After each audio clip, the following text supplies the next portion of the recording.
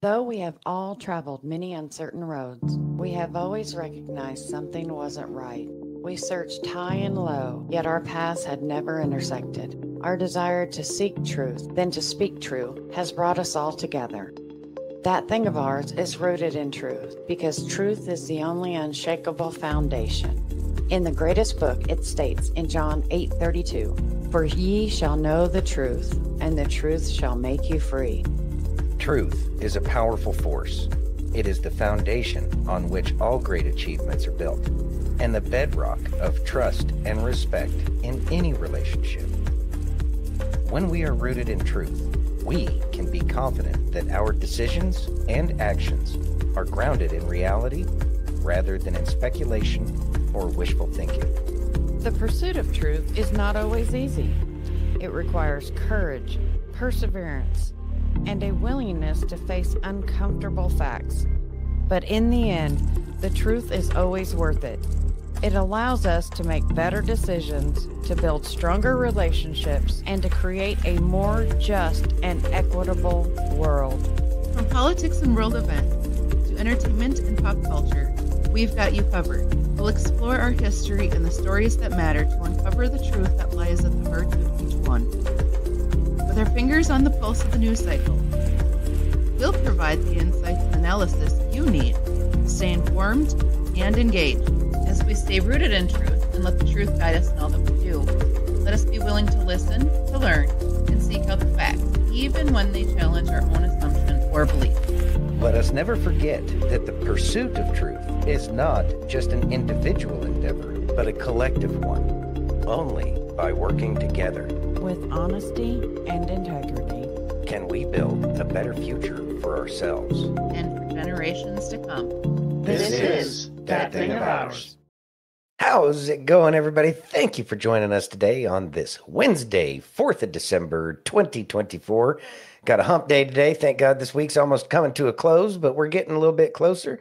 It's a beautiful day. Anyways, thank everybody for joining us on Facebook, YouTube, Twitch, X, Rumble, and pill.net. And if you haven't already, please take a minute and give us that virtual hug. If you're over on YouTube or Rumble, hit that thumbs up. If you're over on pill.net, take that red pill. If you're over on X, smash that heart. And if you're on Facebook, you have like 7 buttons. And we all like to push buttons here. Clickety, clickety. Push the buttons. Push the button. Push the buttons. All right. Helps us out tremendously, and we do appreciate it. It really does. Yeah. And thank you, everybody who's just lurking tonight, and the people who are watching after the fact, and the people who are just listening. Yeah, we appreciate each and every one of you. So, yeah. Thanks for joining us. Truly excited to have you here. Yo, F. Clint, what's going on, man? Got F. Clint in the house. Hey, Chachi. Got Chachi in the house. There's Miss Jenny. Jenny. I can't wait for you to see Christian's video tonight. It's going to be great. Watch out for the frogs, Jenny. All right. I know. I know it's a little short right now, I know. but that's all right. Got Mike in the house. Hey, Mike, what's going on, man? Lurking. Lurking, working and lurking. Miss Wendy. Wendy, how you doing? And there's Hope too. Hey, There's Hope. Hope. Miss Angie in the house. We were just chatting, by the way. Yeah. Yes, we were. Nice. So there's things happening. yes. All right. Yes. Oh, there's Colleen. Hey, Colleen. There's Miss Colleen. Hitting the buttons again. I know. And then she gets mad at me for hitting buttons. She wants all of y'all to hit buttons, but no, as soon as I start touching buttons, oh, it's all wrong. Anyways, hey, Colleen. All right, we should move on. Mm-hmm. Yeah. Ready? They don't get the humor out of your looks. Mm-hmm. She's mad. Her broom's in the shop for fixing. Mm-hmm. Keep it up. Ready? Yes. Can you read that, please? Pete Hegseth spoke with President Trump this morning. Ready? Mm-hmm. Have you had any conversations with the president-elect about replacing you with Governor DeSantis? I spoke to the president-elect this morning. He said, keep going, keep fighting. Behind you all the way. So you're in this all the way. Why would I back down? I've always been a fighter. I'm here for the more fighters. This is personal passion for me. You're not withdrawing your name from consideration, just to be We're clear. meeting all day with senators. I know your mom was just on Fox. She says that you are a changed.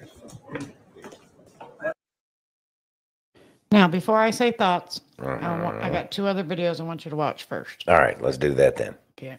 All right. I mean, not a surprise. Yeah. Yeah. Let's watch. All right. Do you think you're being Kavanaugh'd right now? I had a member not 45 minutes ago look me in the eye in private, just he and I, and say, that's what they're trying to do to you. All anonymous, all innuendo, all rumor, nothing sourced, no verification, and they're just going to keep doing it because you're a threat to them. And I know that, he knows that. And when you stand firm on that, it's not difficult to just continue to fight. So yeah, we saw what happened, but guess what happened? Kavanaugh stood up and he fought and he won. And hopefully Republicans have learned that lesson. And Trump stood by him. And Trump stood by him. What you're seeing right now with me is the art of the smear. It is the classic art of the smear. Take whatever tiny kernels of truth, and there are tiny, tiny ones in there, and blow them up into a masquerade of a narrative about somebody that I am definitely not. Okay, hold on. All right.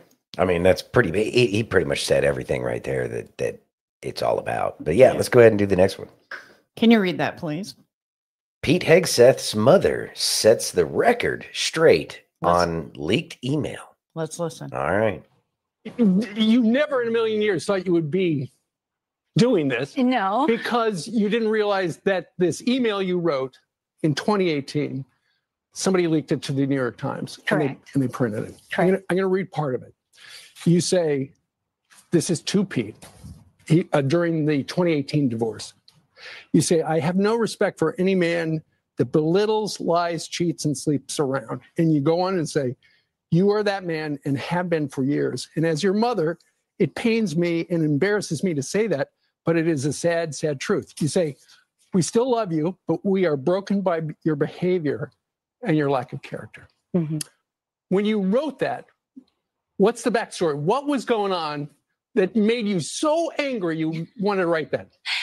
Well, I will tell that story in a moment, but let me make 2 statements first. And one is to President Trump. And I want to say thank you for your belief in my son. We all believe in him. We really believe that he is not that man he was 7 years ago. I'm not that mother. And I hope people will hear that story today and the truth of that story. So the other thing I want to say is I am here to tell the truth. To tell the truth to the American people and tell the truth to the senators on the Hill, right, especially our female senators.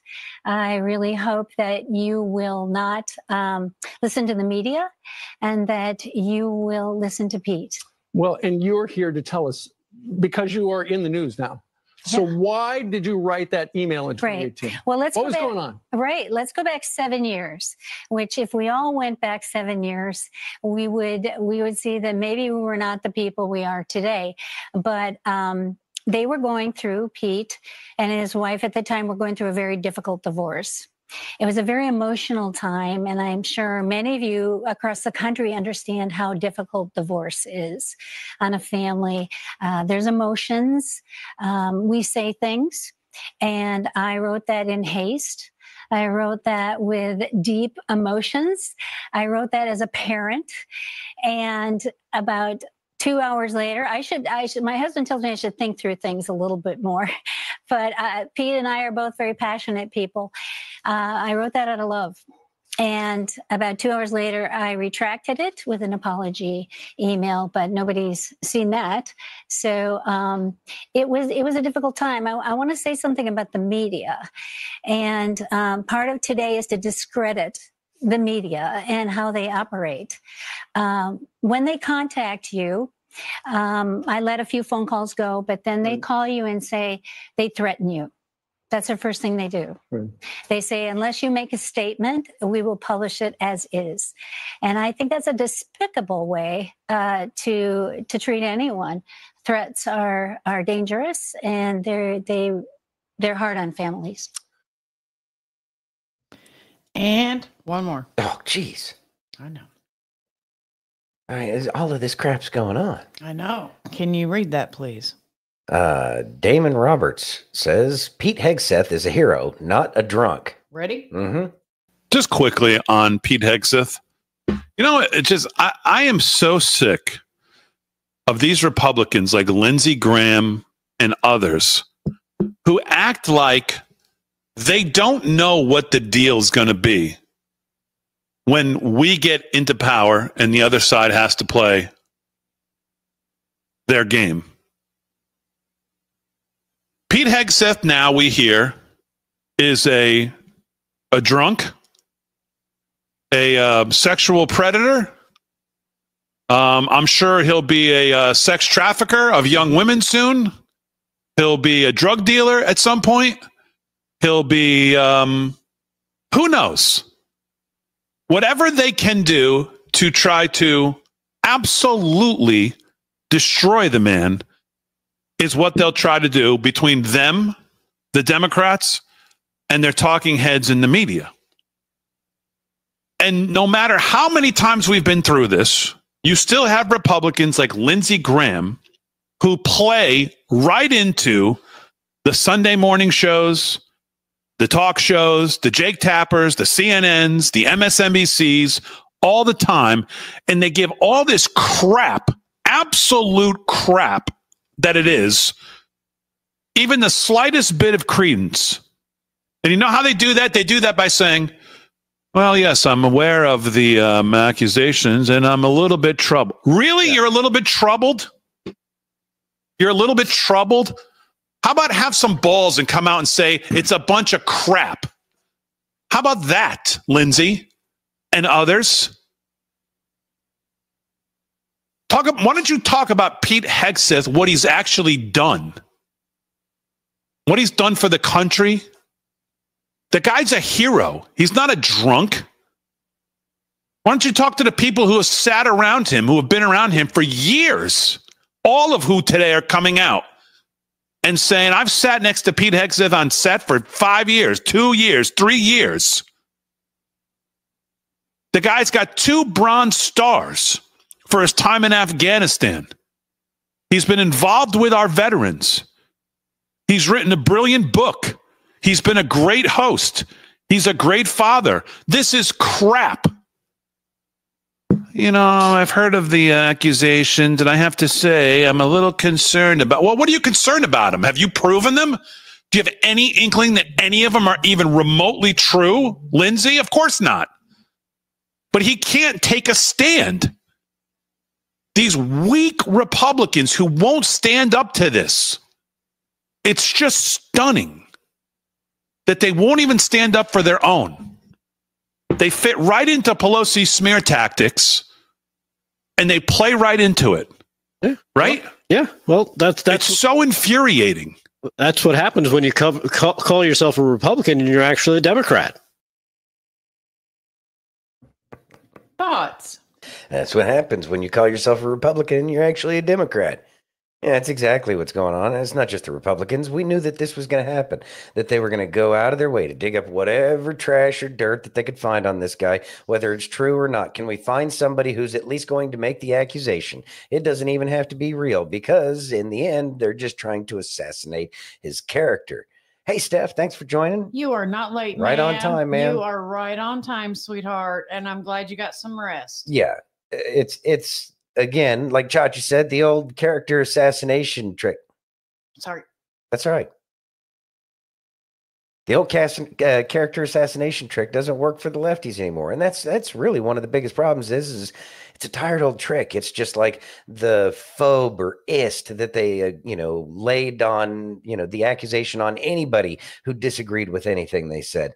And it's something that we forget about. And like Mike was saying, drinking beer and chasing women in the military. I hope to never hear such things. Oh my God. That's exactly what the military is about. It's not the job, but let's think about it. It's a bunch of teen to 20, late teens, early 20s, bunch of dudes running around, think that they can beat the world because that's what they've been told.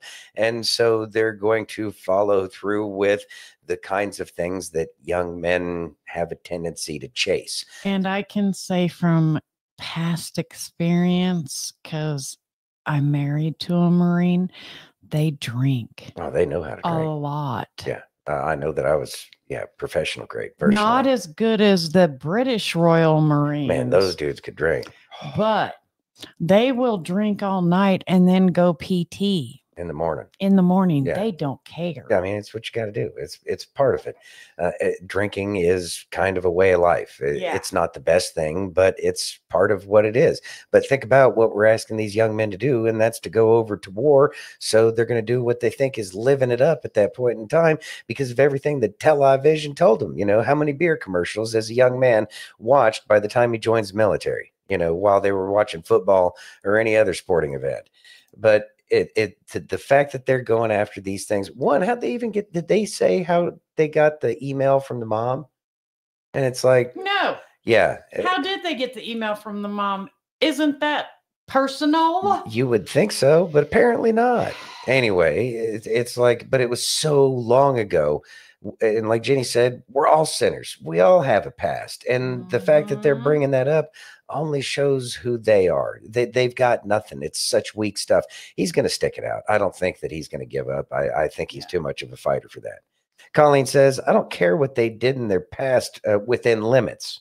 Yeah. I want people to run our country correctly. Amen. I know, right?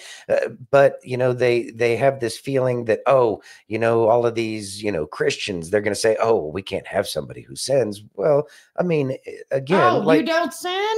Yeah, you don't say, oh, you're perfect. Show me. Wow. Go walk on water. Yeah, go walk Do on it water. now, please. Do tricks for us. Do it. Do tricks. Do it. Yeah, they're trying to play it. We know that they're dirty and that anything that they accuse anybody of are the very things that they're doing. So, yeah, we're not concerned about it, but they're going to make a brouhaha about it. And it's not going to be just Hegseth. It's going to be all of them. They're terrified of Cash, but I have a feeling they're going to go after him anyways. They don't have a choice. They're going to throw it against the wall and see what sticks. So expect this for every Trump nominee and expect to hear about the recess appointments that he does, as if he's the first president ever to do a recess appointment. Right. Yeah. So, it's just politics games. Yeah. You ready? Mm-hmm. So listen to this now. All right. So it's probably only a matter of time until this comes out, but it sounds as if Pete Hegseth might no longer be in the running for Secretary of Defense, and Donald Trump may instead nominate Governor Ron DeSantis from Florida. Sounds like the mainstream media has done their job in slandering Pete to the point where, well, weak-ass senators can't take the risk of endorsing a guy and getting him through confirmation because they'll say their constituents will vote against them. But the odd reality is that their donors or the deep state or whoever pays their bills and maintains their lifestyle just doesn't want Pete Hegseth. But will they want Ron DeSantis? That's the question. I think they would be scared shitless of Ron, but we'll see. I don't think Pete's going to give up. No. And if he's already talking to Trump and Trump's telling him to keep fighting, yes, Trump, I looked it up. Yes, Trump did say something about if he has to, he'll go with Ron DeSantis, but I really think Pete's going to fight. I think so too. I'm not concerned about this. We are going to see that this is part of the theater of politics, as far as we can accept at this point in time. It's theater. Everything they're doing is theater. Like he said, they don't have anything of real substance. They don't have anything where it's confirmed. They don't. They couldn't bring any of it to court. They're just going to say all of these accusations were made. Oh Lord, people made accusations. What a surprise. Boy, you don't have to lie to make an accusation on some kind of case like this, now do you? It's just talk. It's talk because that's all they have. All they can do is talk. So that's what they're going to do. Yeah. It's going to be pretty weak in the end. But either way, these people are going to get confirmed and their days are numbered. Yep. Say la vie. Say la vie. You ready? I got Kelly. Awesome. Let's listen. Anybody ever felt like you're going through it in the middle of the storm and you are crying out to Jesus, but it feels like he's asleep? You got no answer. You just forgotten you. Anyone ever felt that way? Yeah, me too. Can I remind you of something today? Can I remind you of what the scripture just said? Look, I don't care if he's asleep or if he's awake. The truth is, he's still on your boat. He never left you. Whether he's quiet or not, he's still there. How quick we forget. How quick we forget how many times that he's never failed anyone. He's not going to start now with me. As long as you're on the boat, Jesus, I'm good. Amen?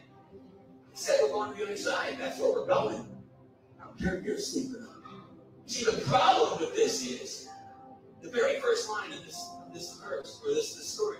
It says, then Jesus got into the boat and started across the lake with his disciples. Please note, it did not say the disciples went and got in the boat and drug Jesus along with them. Oh, no? Okay. Let me rewind a little bit. No one in this room, no one, gave their life to Jesus because everything was so amazing. Not one of you. Not one of you said, my life is so good. My finances are amazing. My home is beautiful. My health is great. My spouse, everything's perfect. I would just love to die to myself. Give my life. That didn't happen. Every person in this room, you gave your life to Jesus because you realized you were a mess. You were a sinner. You needed a Savior. You couldn't do it on your own. Jesus was the answer. Am I right? That's why we gave our life to Jesus. But here's what happened. Jesus said, follow me. You realize I need him. But here's what happens for most people. We raise our hand. I'm following you, Jesus. I give my life to you, Jesus. We put our hand down. We walk out that door. Jesus says, follow me. And we say, no, you come with me. We don't change our life. We don't change our direction. We don't follow him. Instead, we try to drag him through everything that we want to do. Everything that we've always done. And then we get mad at God because we don't see the changes in our lives. I hear the pastor talk about blessings and favor or promise. Why not me? I'll tell you why. You're not following Jesus. I didn't say you don't have a relationship with him. I said you're not following him. You're dragging him with you. And that's why nothing's working. That's why you're in this storm for so long. Please understand, God only asks one thing. One, trust me. That's it. Follow me, same thing. Trust me. Well, hold on, Kelly, because there's 10 commandments. So we asked 10 things. And then he broke those down into 2, and he said, love God, love. Hold on. Listen, if you trust him, all the rest just falls into place. If I trust you, I take you at your word. If I trust you, that means I believe you've seen the beginning from the end, and that you know the perfect plan for me. So I can surrender my plan to you because I trust you. But we don't. We don't. We try to drag him through our plans. Can I show you how this should work? How amazing this will be. This is how it's supposed to work. And you truly give him everything. Your thoughts, your words, your actions, your direction, the motives of your heart. Watch this. And you trust him with everything.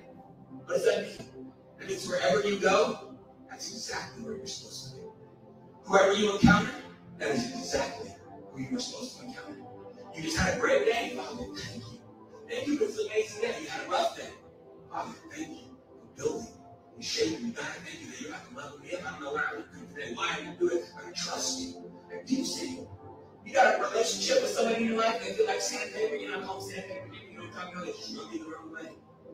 You don't got to get mad. Father, thank you that you put it in my life for a reason. And that there's some smoothing out that we need to do. And you're using it. Father, thank you. You ever try to run from those people? You leave one job and somebody you can't stand, what happens when you get to the next one? There's another one. Just like him. Because God wasn't done working on you. You can't run from him. You can't. So why not just trust him? And no, where I am, that's where you want me to be.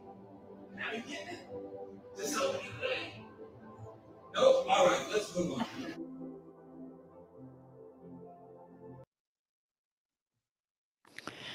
A lesson or a blessing. Yeah. And you can't drag Jesus along. You got to follow him. Thoughts? I mean, that's really the main point of it is we have to follow him. But the thing is we end up dragging Jesus along with us and it doesn't work out. And or we try to. We try to, and things don't work out. And then we wonder why, things aren't working out the way we think they should. It's because we're not exactly, following the path. The narrow path is very narrow. And so it can be a challenge and it requires effort, a constant vigilance on our thoughts and what our feelings and what our actions are at each and every moment, and recognizing that as people come into our life, that's exactly what he wanted. We may not be happy that this abrasive person may have come into our lives, but you never know that person might actually hear the words that they need to hear to actually come to God. You don't know that. I know that there were plenty of people who expressed extreme patience with me when I was younger, and I'm truly grateful for that. And I may not have recognized it at that point in time, but once I finally started to turn my life over to God and all of it started to make sense, then everything that all of those people that were trying to help me, it all clicked at that point in time. And then I had to ask for some more forgiveness for not listening. But that's, kind of how it works is we can't hear it until we're ready. And so when we're the ones that are supposed to be trying to give that message, you know what? It may not be fun at the moment, but you never know what kind of positive benefits you may have in that person's life and the kind of benefits that they can bring to other lives. So it's that domino effect that we're looking for. So always keep in mind that, we have to continuously walk that path and ask, why is this happening? And what is God? Is he trying to help me grow? What's going on? Try to find out what it is about that situation. And it might be just a little bit easier. That yoke might be a little bit lighter. Absolutely. Are you ready? Let's listen. All right. Fox News learning some breaking news for you right now. So there was a deadly shooting in Midtown Manhattan early this morning. And unfortunately, the CEO of United Healthcare is now dead. Alexis McAdams is on the scene. Is just right near Fox News studios. Alexis, what do you know? Hey, Dana. So this is all still developing. It only happened in the past couple of hours, but I just got off the phone with an NYPD source who tells me that this was not a random attack. Okay, so I'm going to show you where this all happened, setting this up for you right here in Midtown Manhattan. This is also, to lay this out, right, one of the busiest times to be in New York City in the entire year. We have the Rockefeller tree lighting later on tonight, so there's going to be massive crowds, and this is happening just blocks away. So on their left-hand side here, okay, in Midtown Manhattan, you can see the Hilton. Well, that's where I'm told by police sources that the United Healthcare CEO was walking out this morning around 6:45, heading to a very important annual meeting here for the healthcare company, when somebody was waiting for him, according to sources outside across the street, and shot him not once, but twice, once in the chest and once in his leg. Okay, so back here, we can kind of tell you this is all still developing here on the ground. The NYPD has a lot on their hands, like they always do, but especially right now during the Christmas season. So they're trying to figure out exactly what played out here. We're hearing they're going to hold a press conference here in the next hour or hour and a half, Dana, to try and calm some fears, because when people are watching at home, whether you're in New York City and you live here or you're visiting and you hear that there was a shooting where a man was killed walking outside of a hotel, they want to know, is that suspect still on the loose? Right now, we don't have that information on that suspect specifically or who they're looking for, but I'm told that he had a mask on and gloves, and they believe he was waiting for that healthcare CEO. I'm going to step out of the way again so we can kind of zoom in here as this is all still developing too. On your screen, you can see that police tape and the crime scene there set up. But Dana, from walking around here not far from Fox News studios, this is a busy time, right? And a lot of foot traffic. So for this man to come out, Brian Thompson, 50 years old, of that hotel at 6:45 in the morning, just off of 6th Avenue, and get shot in the chest, a lot of people are very nervous about what's going to happen next. Are we, so right, I'm very familiar with that area. So that is also the Hilton residences, right? So, I mean, some questions I think you do not know the answer to, but let me just raise them here. Was he going to a meeting there? Did he have a room there? Was there going to be some sort of a conference there? Is that a place where you could have maybe a breakfast meeting as a business person? You want to get your day started early? Yeah, so as of right now, what we're hearing is that he was just staying at this hotel. United Healthcare is based out of Minneapolis, or based out of Minnesota, so he was in town for this annual business conference. He was reportedly heading on his way to that conference to try and just have his latest meeting that then United Healthcare did postpone after they found out about this. What they said was a medical emergency in the beginning. So we're trying to figure out exactly what happened, but to know possibly, he was targeted, and then his family and friends at this time still, haven't been notified, I was told by some sources. So they're still trying to work this thing on the ground. But it's a stunner of a story, and it has all the markings of a hit job. And there was one report from some others who were working that story here in New York that he simply walked through an alleyway or ran through an alleyway and got on a bicycle and got away. Is any of that verifiable now, or is it too early? So I was told he was on foot. So when we talk about this, like you said, when you're looking at this crime scene, you're setting it up to talk about a hit job. That seems kind of like what it was, because this is where he was, according to these police sources. So you can kind of see over here where the Ziegfeld Theater is. This CEO walks right out of the Hilton there, out of the lobby. And he's shot like within seconds, right, of getting out. So they said he was on foot. And then, you know, in terms of who they're looking for, we don't have a specific description except to tell you that he was wearing a mask and gloves and standing there with a gun. What kind of gun? Was it a handgun? Was it concealed? Did he pull it out? How quick this all happened is still to be, you know, told here. But the police are trying to figure that out. And they might not have a lot to say, they said, too, at that press conference. Right. But they basically just want to, about the investigation, they just want to tell people that they don't think this was a random attack. They wasn't just somebody coming to shoot somebody that was just randomly leaving the lobby. They think they knew who this guy was. Okay, hold on 1 second. One Mississippi. Okay. 50-year-old Brian Thompson, the CEO of United Healthcare, was shot and killed in what appears at this early stage of our investigation to be a brazen, targeted attack. This does not appear to be a random act of violence. It appears the suspect was lying in wait for several minutes. And as the victim was walking to the conference hotel, the suspect approached from behind and fired several rounds, striking the victim at least once in the back and at least once in the right calf.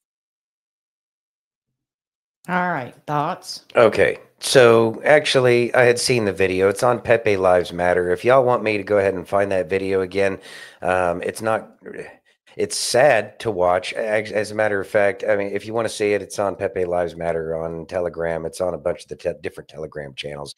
But it looked sloppy to me. The information that I have is that the individual waited outside for about 5 minutes, and the CEO was staying in the hotel across the street from where the assassination occurred.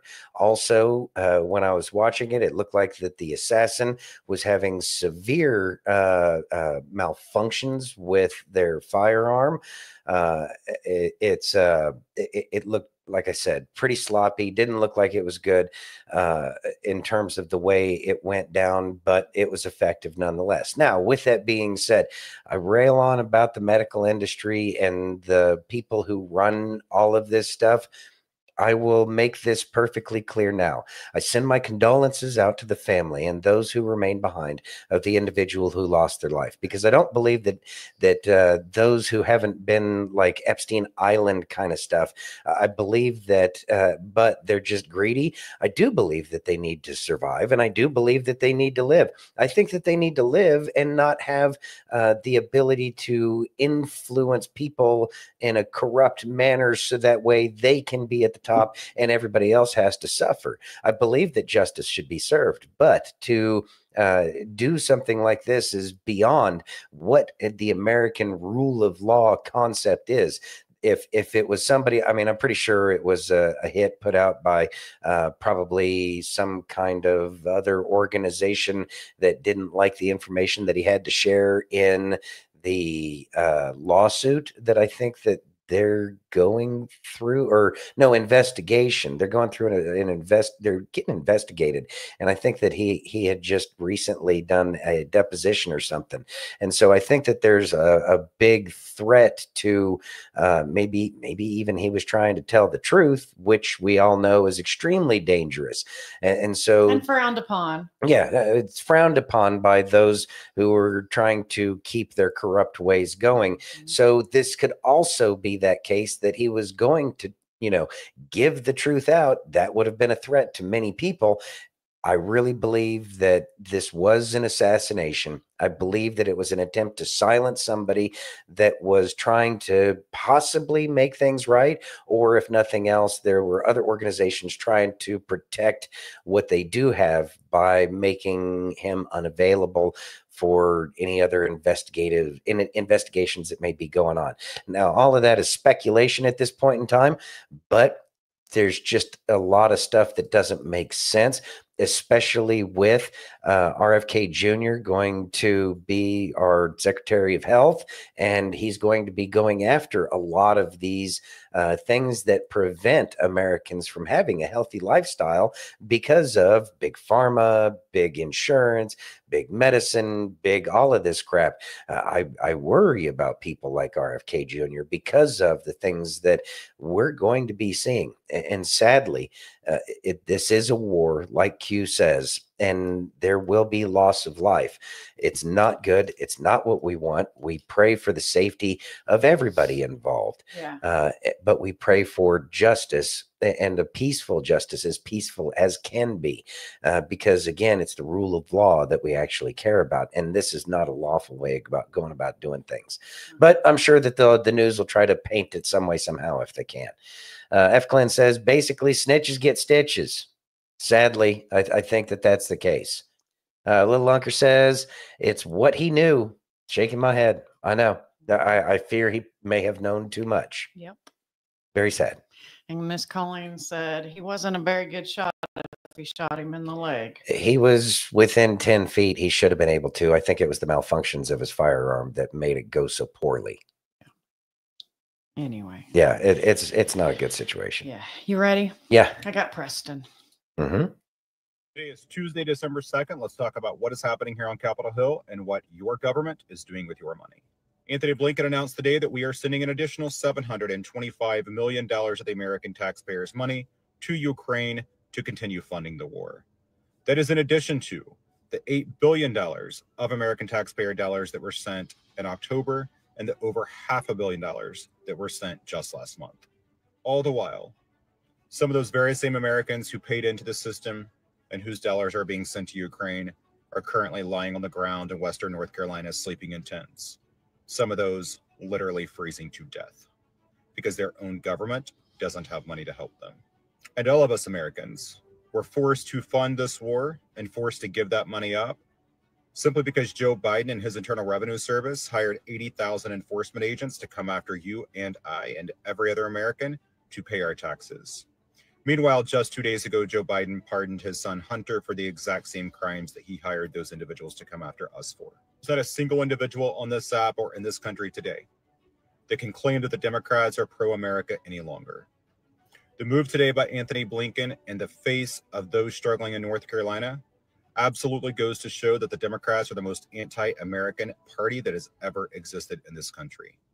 The establishment that exists here on Capitol Hill is absolutely a direct threat to the American people and cannot continue anymore. Joe Biden and Democrats are hell-bent on draining and bankrupting the entire United States government before leaving office on January 20th, and they will do so. But that's why it's up to us, the American people, to continue to stay strong. Continue to remain focused, and don't forget January 20th is just a little over a month away, when we will be once again swearing in the greatest president to ever serve in our lifetime, along with the greatest administration this country has ever seen. So over the next couple of weeks, when you continue to hear the devastating stories coming from Capitol Hill and where your money is going, it's important to try to stay strong. Try to remember January 20th is right around the corner, and we will once again bring this country back to its greatness and to the new golden era. If anyone ever tries to tell you that any Democrat is worth serving in this country, remind them of this day here today, when America gave $725 million to a foreign country while their very own were dying and freezing to death in Western North Carolina. Much love. God bless. And as always, keep the faith. Thoughts? Well, my first thought was this Google search. 47 days. Yes. 47 days. That's important. That's an important number right now. Yes, it is. So we know that they're going to try to drain the coffers. They're going to try to bank it so that way they can try to survive for the next 4 years and hope that they can have a war chest in order to be able to try to steal the election next 4 years. They need to try to get back into office some way, somehow, and minimize the damage that was done. But I think that they already know that it's going to be something that's not going to be able to be brought back in short order. They're going to have to rebuild everything to get the levels of corruption back. But they have all of these other organizations that are the non-governmental organizations that they're going to be sending money to, and they're going to take all of our money.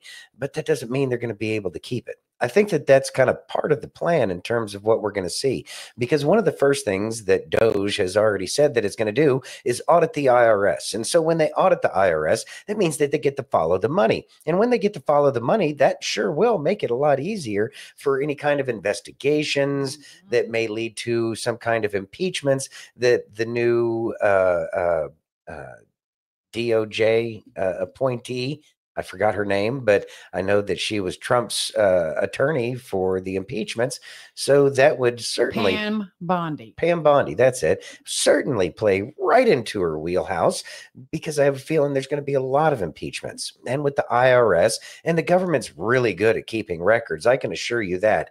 They have so many records that people just don't even know where to look because they don't have access to it. That's why we have the Freedom of Information Acts. They get to go through their piles of information, and then they get to tell us what we get to see. Whereas with the Doge thing that we have coming up here real quick, like what we're going to see is that there will be no Freedom of Information requests, because it will be done by the people intended, through the president. And so they're going to be able to see everything.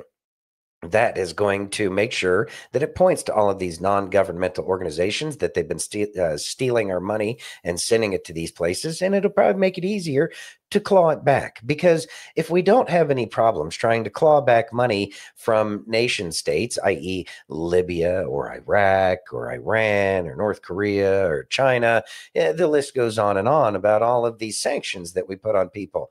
Well, I'm sure it'll be easy for those companies that have been stealing our money to usurp the power of the United States, to take it back from them and give it back to the people and prosecute those organizations for the treason that they've been committing.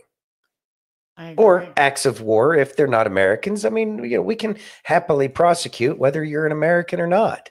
Yeah. It's easy peasy. Easy peasy. Yeah. You ready? Mm-hmm. Can you read that, please? But it's going to get uglier before it gets better. I know. Alan Dershowitz says the villain in the Daniel Penny case is Alvin Bragg. Ready? Mm-hmm. Remember, this is the Marine who saved a girl, and now they want him to go to jail. Yeah, I know. Okay. Yeah. Well, the villain of this case is Bragg, the district attorney. He never should have brought this case. The judge should never have allowed it to get to the jury. There is so much reasonable doubt here. I was worried when the jury didn't come back after 2 hours of deliberation. I suspect there may be one or two people who have some doubts, but it would be shocking to me if there were a conviction in this case. And if there were a conviction, I think it would be reversed on appeal. This is a case that never should have been brought. This is a case that would never have been brought had the alleged victim not been black. This is a case which was brought as the result of protests on the street, not a fair application of the law. And I believe that ethics committees should be looking into District Attorney Bragg relating to his decision to bring this case, his decision to bring the Trump case. He has become a danger to the rule of law in America. Thoughts? Danger to rule of law in America. Well, that's kind of interesting. The rule of law in America hasn't been the rule of law for a very long time. I mean, look at, who's that other kid that ended up having to go through all that crap up in, Minnesota, right? I don't think that him going to a Wisconsin. Kyle Rittenhouse. Yeah, Rittenhouse. I don't think it was bright for him to go to anything like that armed, but he was making a statement and people decided to play stupid games and they won stupid prizes. And everybody suffers in that scenario. But the thing is he was doing self-defense. How many people have we heard that were defending themselves and then they're the ones that end up getting prosecuted? See, the rule of law hasn't been happening right for quite some time. And these are the kinds of things that we expect to see change, especially once George Soros goes down and he's the one putting these DAs in place to weaponize the law against the very people who are doing what Americans should be doing in various scenarios. The loss of life is always tragic, but the loss of life would reduce considerably if the rule of law was applied evenly. See, when the law isn't applied evenly, then people feel like they've been slighted, that they don't have real place where they can find justice. And when people feel like there's no justice, then that brings about vigilantism. It creates gangs. It creates all of the problems that we see. Let's just take a quick look at abolition and what that did for alcohol. As a matter of fact, it made it more prolific, and it made so many millionaires that never would have made a penny just simply because they said, you know what, there's people who want alcohol, and I got a car, and I'm willing to bring it from point A to point B. And it's the government's attempts to subvert true justice that creates all these problems. So I look forward to seeing the equal application of the law against all citizens, because that's the way it should be. And I guarantee you, we will stop seeing people take unnecessary risks or chances or unnecessary losses of life, because nobody will have a reason to be pissed off. Right. Or at least because of the government. And they'll feel like they can have a place that they can go to. This is just a symptom of people not having faith and confidence in the government. Then, like, this wouldn't even be a case, kind of is how I'm seeing a lot of these things. Hey, Chops, thanks for joining us. I know it took me a long time. Rittenhouse is from Antioch, Illinois. Cool people, but bros are different up there. Yeah. You ready? Yeah. Let's listen. All right. God isn't asking you to have it all figured out. He's asking you to trust that he already has. The Lord says in the book of Isaiah that my thoughts are not your thoughts, and my ways are not your ways. As high as the heavens are above the earth, so are my thoughts higher than your thoughts, and my ways higher than your ways. See that thing that you're worried about? God already has it figured out. He's already gone ahead of you. He's already made a way for you. And you can rest your head against the pillow at night, because he is good, he is sovereign, and he is always faithful to his children. So say, God, I'm lifting this up into your care. I'm laying this over into your hands, and I trust you with the result. And even if it goes contrary to what I had in mind, your thoughts are much better. Your ways are much higher, and I surrender the result into your care. In his heart, a man plans his ways, but the Lord always establishes his steps. Thoughts? The Lord establishes all of our steps. And that is exactly the point. It is having that faith and knowing that he is clearing that path. He is making sure that each step that we take is exactly what it should be. So we don't need to worry. And that's a difficult thing to do. I get it, because we worry and we concern ourselves, even though we're told, do not worry. But we do that because we wonder. We don't know how it's supposed to work, but that's the absolute release of control that we're going for, that we see that, okay, I have no idea how this is going to work out, so I'm just going to leave it in God's hand, and you just continue to move forward, and you look for the little, I guess, little points of light that you should be heading towards as you navigate through these challenges that we have in life. See, if you go to what, you're going through a situation, you see something pops up and it's like, oh, that might be the answer. Let me go to that thing and see where it leads us. Really, it kind of turns life into not really a choose your own adventure so much as a kind of wait and see how it goes.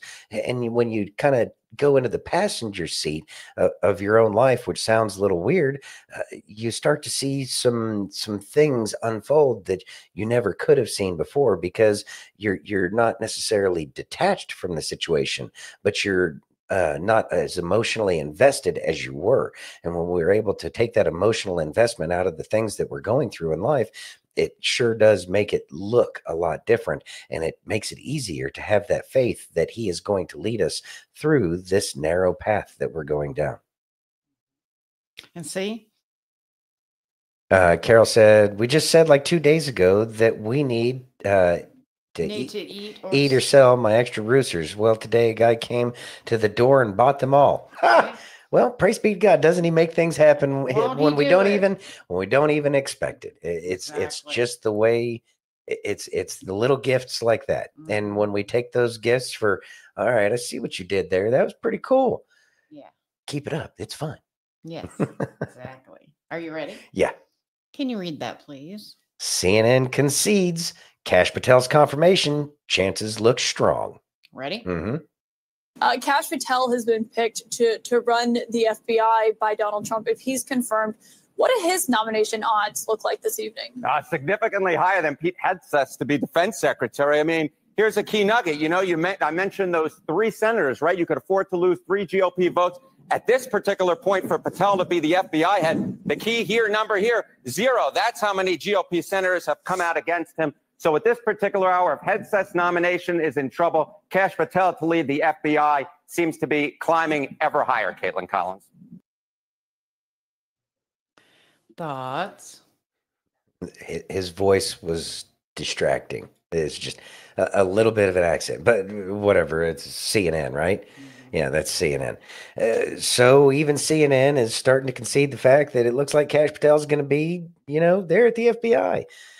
Yeah, I think they already know that the Hoover Building is going to be turned into a museum of the deep state. It's just, what's it going to look like after it's all said and done? Kash Patel's going there to clean house. There's no other reason for him to be there. But who better to be there? I think that they've already written it off. They probably knew when Strozik and his girlfriend were doing the corrupt investigation into the Russia crap with President Trump.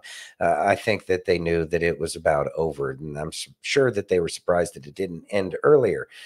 But, Kash Patel will make sure and dot every I and cross every T and make sure that everything moving forward is going to be hunky-dory with the FBI if they continue to exist. Well, speaking of Kash Patel and the FBI, listen to this. All righty. Who has Jeffrey Epstein's Black Book? Black Book. FBI. But who? That is I mean, there's that's under direct control of the director of the FBI.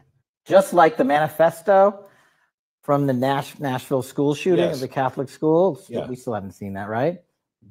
It's not the Nashville police or PD saying we don't want this out. The FBI airmailed into that operation and said, this is not getting out. Because they do that because this is another government gangster operation. All these local law enforcement communities get funding from the DOJ and FBI for local programs. And if you don't cooperate, you're not getting your $1 million for this, and you're not getting and that's a lot of money to these local districts. That's how they play the game. That's why you don't have a Black Book. But the Black Book, it's not just sitting. I mean, that's Hoover power times 10.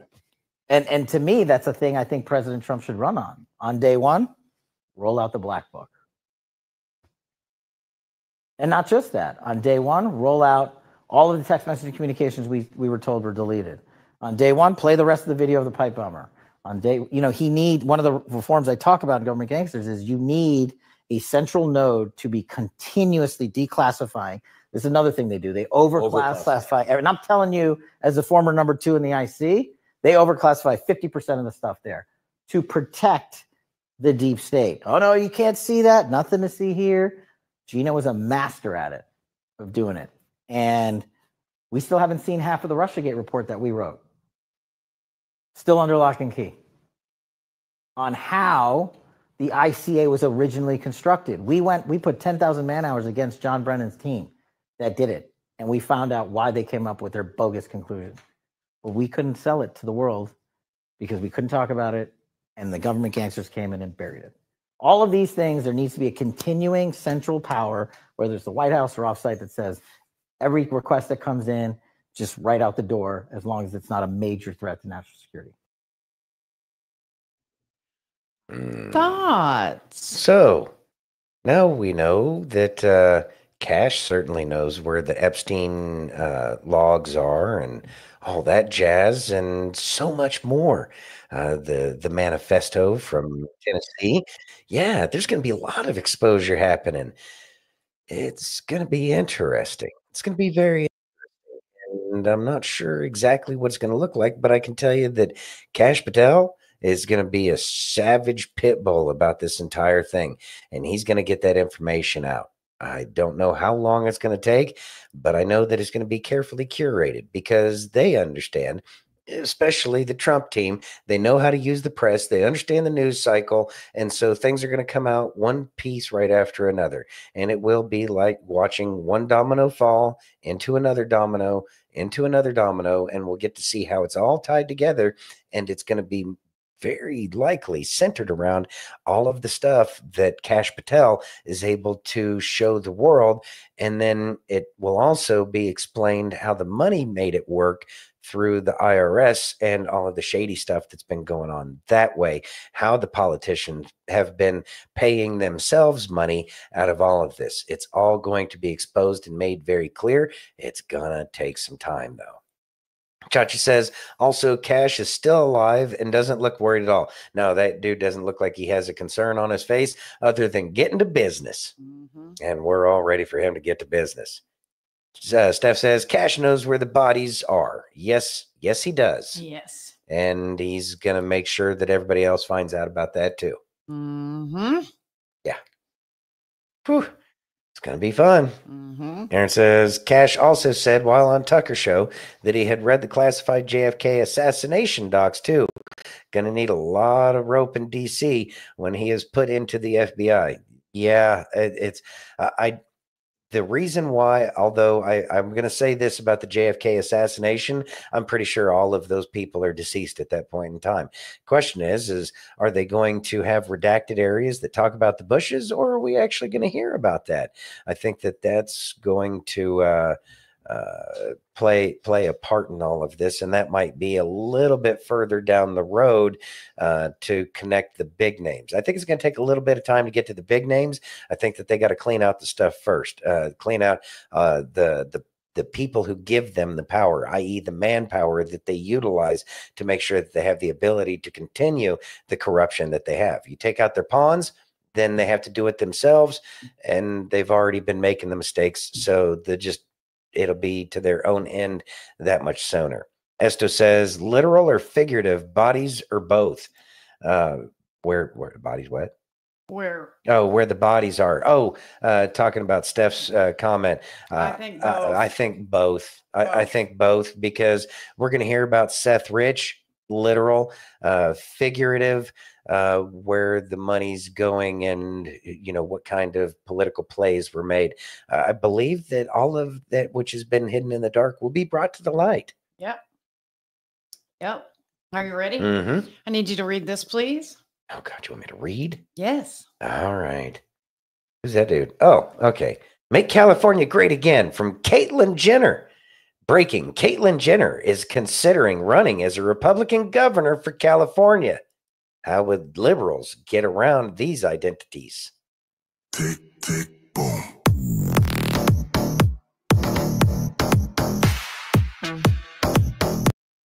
Should we do it again?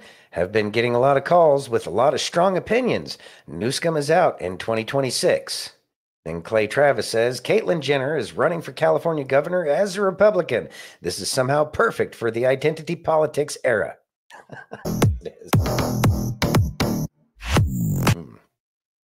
Oh, yeah.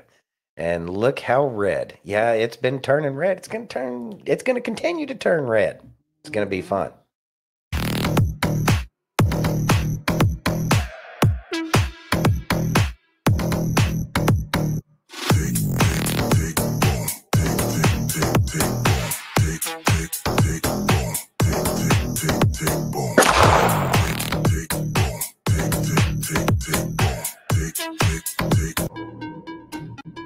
Yeah, I don't think we need to watch the rest of this. It's not the greatest song in the world. Hold on. Oh, there's more? Yeah. All right. No, Wendy, Caitlyn didn't have the twig and berries removed yet. No. Not yet. Listen. All right.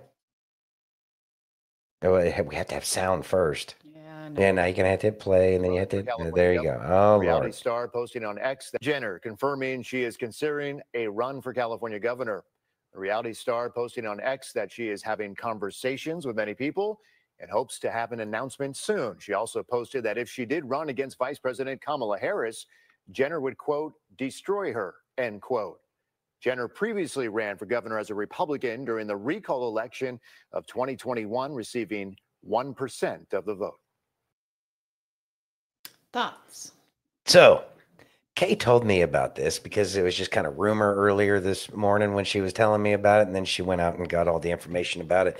And the thing that hit me right away is yeah, that would absolutely destroy the identity politics that the left has been able to make so much headway on because of all the fools that they've been able to snow into believing their line of crap.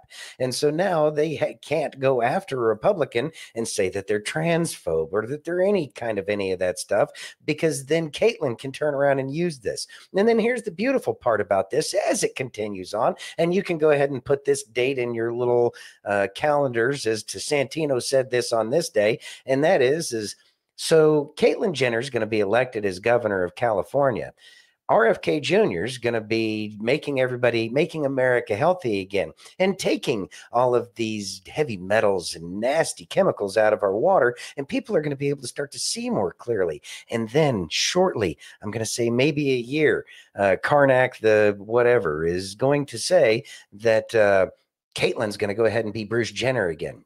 Bruce Jenner or Caitlyn Jenner is going to detransition probably within a year, maybe two, after becoming governor of California, and that will make California great again. Mm-hmm. I agree. That's how I see that one's going to play out. Caitlyn's going to turn back into Bruce. I agree. I think it's going to be, and I think it's going to be a detransition. I think it'll be a huge landslide if she runs for governor. Yeah. Yep. Yeah. So, you ready? I don't know. We'll see how it works out. We will. Mm-hmm. Ready? Mm-hmm. I got Doc. Doc. Listen. All right, let's do Doc. Oh, the Democrats are pouting. The Democrats are crying. Mainstream media losing their mind. Donald Trump is coming to town. He's making a list. He's checking it twice. Going to find out who gets deported by ICE. Donald Trump is coming to town. He's gonna close the border and put a boot in Putin's ass. He's going to help our allies and kick Hamas's ass. Oh, the Democrats are pouting. The Democrats are crying. Mainstream media losing their mind. Donald Trump is coming to town. He's going to heal our nation. He's going to kill inflation. And I can't wait for mass deportation. Can we hurry up? Oh, the Democrats are pouting. The Democrats are crying. Mainstream media losing their mind. Donald Trump is coming to town. Thanks to Donald Trump, deep state's dead. Liberals resorted to shaving their head. Donald Trump is coming to town. Do you find this funny? Is that funny to you? I thought it was fucking hilarious. Do it again. Oh, I would rather you not. Thank you. You know what you ought to do? You ought to put that shit on the radio. No, because no one would listen to it. I would listen to that shit all day. On what? Fascist FM radio? Well, certainly not Boys or Girls FM. You know what? Both of you assholes can get the hell out of here. And you are who again? That's none of your business who I am, sir. You just need to leave. Well, sweetheart, I don't see manager or property owner on that whatever you call it you're wearing. So anything you've got to say makes me know never mind. How's that for high takes? Oh, yeah? Well, how about I call the police? We'll try this on for size. By the time they get here, my business here will have been conducted. Should they get here before then, what are they going to do, Karen? Arrest me because I was singing a parody Christmas carol? I know my singing's bad, but it ain't that damn bad to where it's illegal. Okay? In other words, I'm not intimidated. So you take your little self over there in your corner, do whatever the hell you feel you need to. It makes me no number mind that I am going to continue to the bank teller with or without your approval. Whether you like it or not, doesn't matter. How's that, Karen? Yeah, you will be arrested for trespassing because you were told to leave and you didn't. I'll tell you what, Karen, let me go ask the manager of the bank here if I have to leave. I swear to God, if you take one more step, I am calling the police. Hey, excuse me. Hey, Robert. Hey, this lady over here said that you said I need to leave. Is that true? Well, I'll be damned. Patriot in my bank. Miss Johnson is not going to believe this. Come on in. Come on in. Sit down. Can I get you a cup of coffee? Anything. Get a cup of coffee. Get a goddamn cup of coffee. Come on in. Sit down, friend. No, I'm calling the police. This man was told to leave. You did what? Who is she? Who is she? Oh, sir, that's one of the new tellers that's currently in training.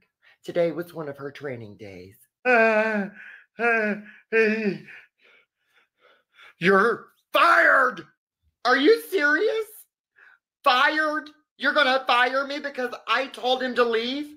Did you not hear the terrible things that he was saying? Are you serious? Fired. Yes. Don't come back. Do you live under a rock? Do you live in a cave? Do you not know who the hell that is? You could have costed this bank so many customers. It's really no big deal. I know exactly who that is. And all of his fans are fascists. And you're an idiot. Security, get her ass out of here. Well, I guess she will just isn't much for Christmas spirit, I guess. Everything she said, we totally disagree with. Every word of it. We love you here. I have watched every one of your episodes. I have watched all of your videos. We are big fans here. Is there anything I can do for you? Yes, really simple. I just need a new checkbook. Can you do that? You got it, pal. Coming right up. Thank you so much, friend. Oh, Merry Christmas. Thoughts? I'm going to have to listen to it again just so I can memorize the words to the Christmas carol that he had. Uh-huh. That was fun. Of course, Doc's always fun. He's such a brilliant mind, and he's able to come up with these kinds of things right off the cuff. Yeah, Doc's been fun to watch this whole time. He's one of the other treasures that we've had during this awakening that we've been going through, trying to get people to come around and see the truth about the way things really work in the back end. He's just been a little saucy about his delivery, but then again, the people who are butthurt about all of this, like the people he makes fun of, have been a lot more saucy than we've ever been. They should be so grateful that we're as kind as we are. Uh-huh. F. Clint says, dude's funny, but kind of fucked in the head. I love Doc. Doc is great. Yeah. He's a little off, but he's a great time. He's yeah. I agree. The song was great. It was a I'll great put song. that video in the Telegram chat for everyone. Nice. There we go.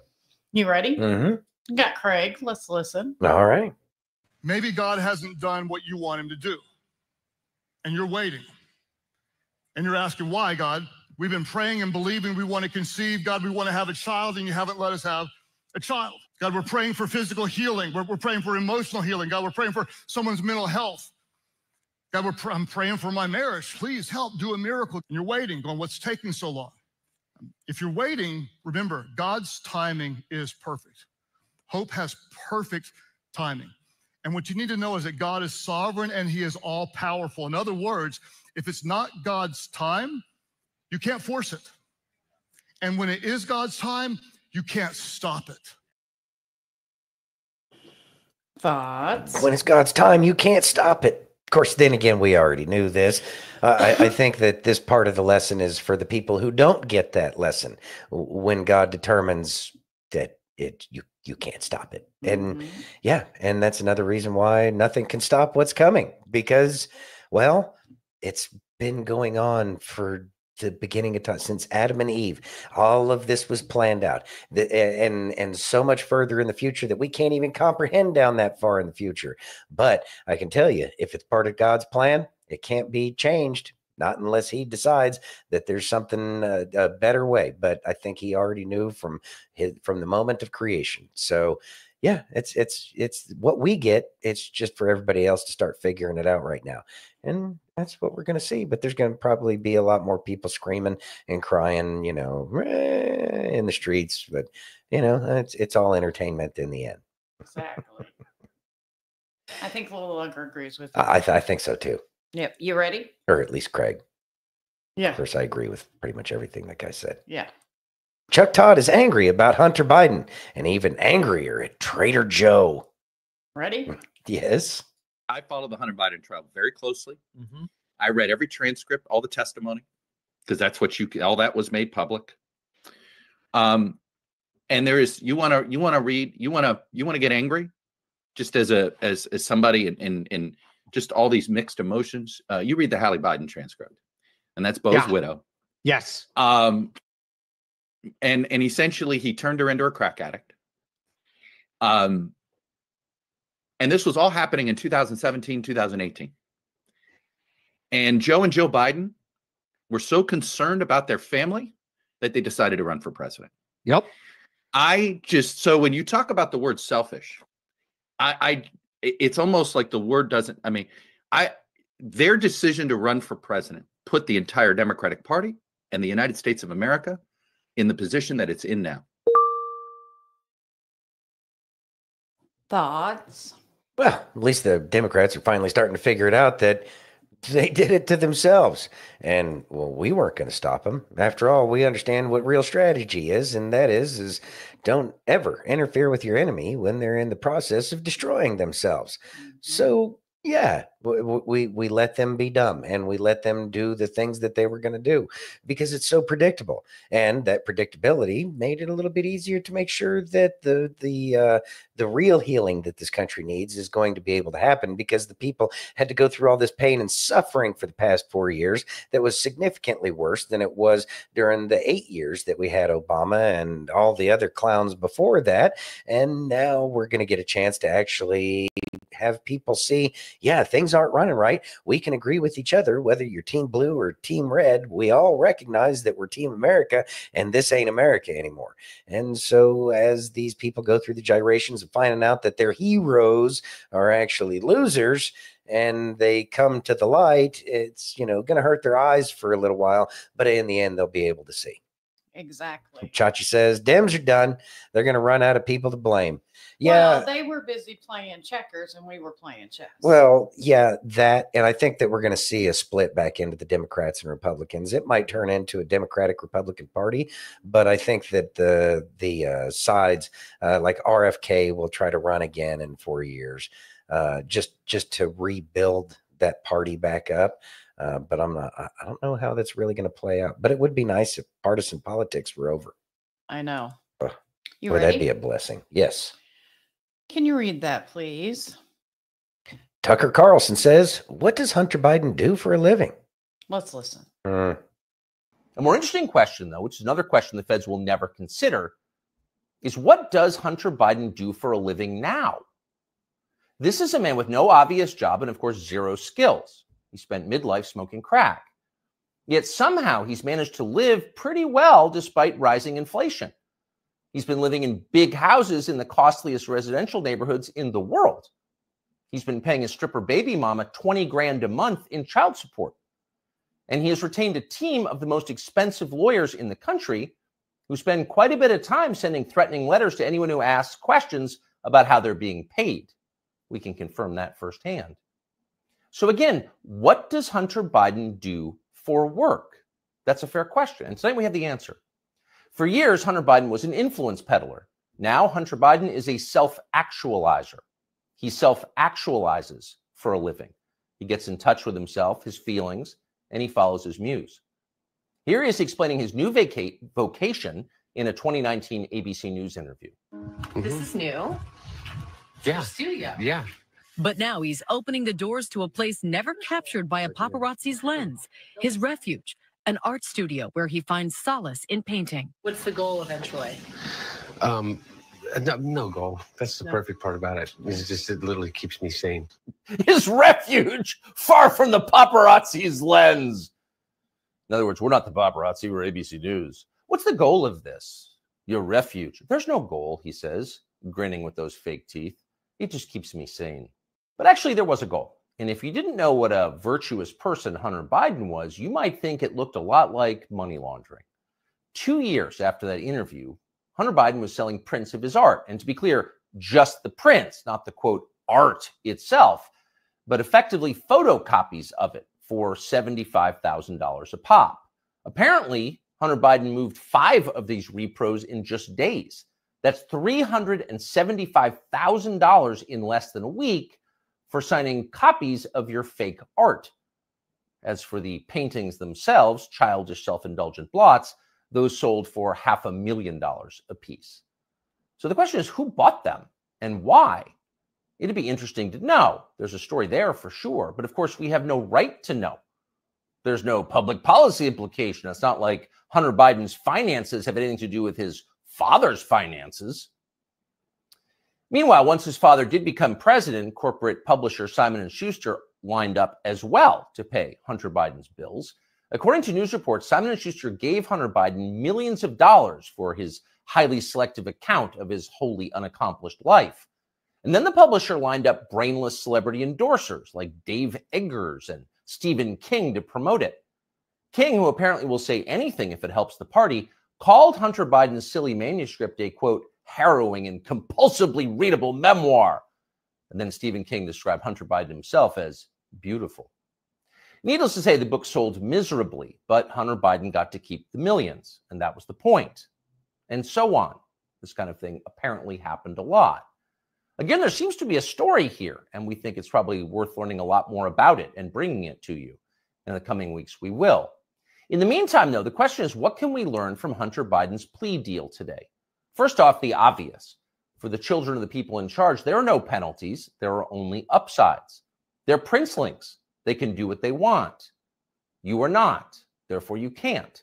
So don't get any ideas about cheating on your taxes or violating federal gun laws unless you want to celebrate next year's Father's Day through the glass in the visitor's room. The rules definitely apply to you. Thoughts? Well, seems like that's a theme as of late. No one's above the law unless, of course, you're part of the Biden crime syndicate or really just any kind of politician for the most part. I mean, obviously, there's still some good ones there, and we're happy for them. But it's going to be kind of a ghost town in D.C. in the near future as all this crap comes out. You know, the whole Hunter Biden thing, they've tried to been putting lipstick on that pig forever and a day. It's not going to work. Too many people are saying it. I have people in the past 3 months that I started talking to on their own. They're already finding their way to Ellen DeGeneres and Christy Teigen. So people, without me saying anything about either one of them. So people are going down the rabbit holes and they are hearing about Hunter Biden and his ridiculous artwork, you know, but they're also hearing about everything about the laptop and everything. Again, we're in a disclosure phase, and these things are coming out, and they're going to repeat the things that are going to be important when the lawsuits start to happen, and that is above the law and how it's unconstitutional and anti-American. They're going to have to show us all of these things so that way they can redefine for the masses what an American is and what American principles truly are, because people have been lied to for probably, so many have been lied to their entire life, and so many have been lied to for most of their lives that they've forgotten what this nation is truly about. And so we have to tell people all of the bad things that are going on so that way they can say, oh, yeah, what they're doing is bad. Yes, what they're doing is bad. That's why we're Americans. God, what a terrible school we have to go through, but hey, at least we're learning it. Hopefully it'll stick around for, you know, more than a couple of generations. Exactly. Oh, jeez. Are you ready? Yeah, Can you read that, please? maybe. There we go. Try this again. MSNBC's Stephanie Brule has zero shame, intellect, or self-awareness. Ready? Yeah. Conviction. And this week, of course, Hunter Biden was found guilty, and Joe Biden has very clearly said he would not pardon his son. He would not commute his sentence. How can Republicans keep making this argument now that Joe Biden has really put it out there? For 4 years, Fox News has been, "Where's Hunter?" And he stood there in a courtroom, flanked by his family, and he's accepted his sentence. Now, we have heard a lot of takes about this pardon over the last day, but it is important to remember a few things. This has absolutely no impact on what Donald Trump has done or will do in the future. It just gives him a new talking point for the next few days. President Biden has a right to do this. It is in the Constitution. If you win the White House, you win the power of the pardon. Thoughts? I wonder if she learned that poor level of lying at the farm when she was going through her mockingbird training.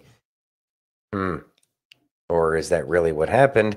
And she's just kind of bought into the whole lie and really thinks what it is, that the lie is the truth. Kind of pitiful if you think about it, but also at the same time, maybe she really doesn't have a clue as to the things that she says and what she truly believes, because I don't think she believes any of what she says. I think she just says the shit that's put on the teleprompter, or at least the talking points, so that way she can repeat it over and over again. And then she goes on and lives her own life. You know, we're sick and tired of these journalists that act that way. And that's why so many people have written off the TV in general, but let alone mainstream media news. And they've decided to go over to the interwebs to get their news, to TikTok and wherever else people get their news, because they recognize that that's what they see. These people will say one thing one day and have the exact opposite thing as their point of view the very next day, without giving any kind of, explanation as to how they changed their mind.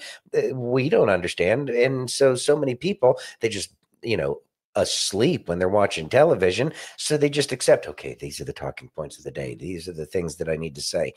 And sadly, it's worked. Well, hopefully, when these companies have to start paying the FCC for the right to do the broadcasts like they should have been doing this entire time, maybe they'll decide to put out some, I don't know, news. Just an idea. Steph says they just opened up that whole big old can of worms. Yeah, they have no choice. And I think that that's kind of part of it as well. It's the exposure, and make them tell the lies and do the hemming and hawing and dancing. And all it does is it brings it more and more to the forefront of everybody's mind. So that way the conversations are going to be had. Therefore, taking away even more of what little credibility they had left. Carol says, we all knew it. Who wouldn't pardon their son? They should have called him out when he said he wouldn't. They should have, but they're complicit. Yep. That makes it a whole different thing altogether when they're complicit in the crimes. Exactly. You ready? I got Christian. All right. Let's listen. All right. I've been waiting to see this one. How Trump gets his cabinet picks confirmed when most of Congress benefits from the corrupt system. What's the one common ground most Democrat and Republican voters find together? The children. Something needs to be exposed, and we've seen big names at the forefront for almost 8 years, like Jeffrey Epstein, Harvey Weinstein, and P. Diddy, and yet we still haven't seen the client lists. I bet you guys know where I'm going on this. Once Trump exposes these lists, the people will rise in unity. Trump will get his cabinet picks by brute force, the will of the people. And this whole Hunter Biden thing, whatever. International crimes, baby.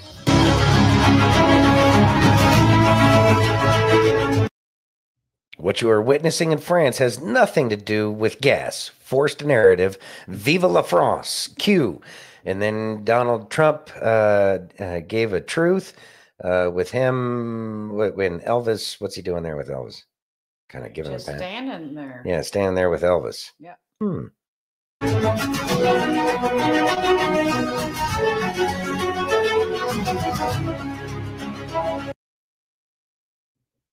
That's interesting. Thoughts? So Christian always, putting some great information out there. I always love hearing from Christian because it's true analysis. That's very helpful for all of us. And he sees the matrix so much clearer than so many people do. I always love it when we have Christian on. And Jenny, you're fun and a great person to have on here as well. And we love the things that you have to say. And we thank you for joining us every night as well. That's a lot of fun for us. But it's going to come out, and we played that little bit about Cash earlier where he was saying that it's in the FBI headquarters in the director of the FBI's office. Yeah, who's been by President Trump's side? Let me tell you something. When we went over to the Trump rally here in Las Vegas, the person that we had seen front and center, just kind of off to, not front and center, but front and off to the side, kind of looking over everything, talking to people, doing the things that you would expect Kash Patel to do. Yeah, he was there. Didn't have to be there. He's kind of been in the background, but there, always. That's and now he puts him as the director of FBI when that's where they keep all of these fancy, super secret kind of things that could upend the swamp's world. Yeah, when Cash gets there, it's all going to come out, but it's going to have to come out in due time.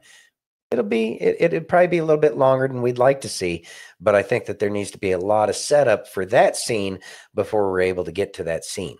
So it's going to be interesting. It's going to be interesting. You ready? Yes, ma'am. Let's listen to the older millennial. There we go.